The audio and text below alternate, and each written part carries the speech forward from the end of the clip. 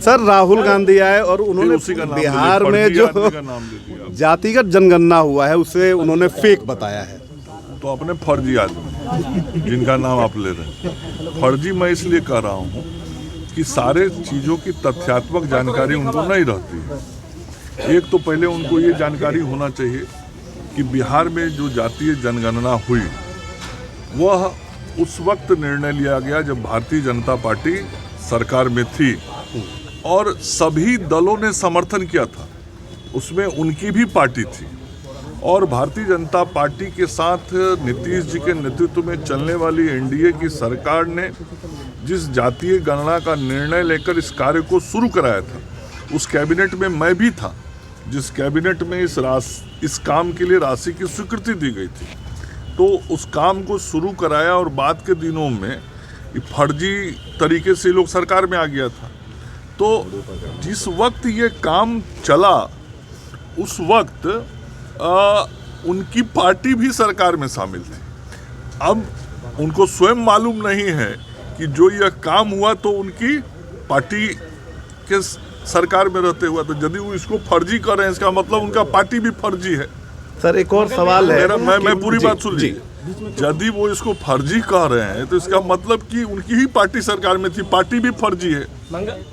मेरा बात सुन लीजिए। दूसरा, जब यह जांच रिपोर्ट आया तो इस जांच रिपोर्ट को सरकार ने सार्वजनिक किया, समाज के सामने रखा और साथ ही सरकार ने यह समाज के सामने बातों को रख के कहा कि यदि किसी को इस पर आपत्ति है तो वो सरकार के सामने अपना आपत्ति दर्ज करे, फिर सरकार उसकी जांच कराएगी। तो आज तक तो किसी ने आपत्ति दर्ज नहीं किया, उनकी पार्टी के लोगों ने भी नहीं किया, उन्होंने भी नहीं किया।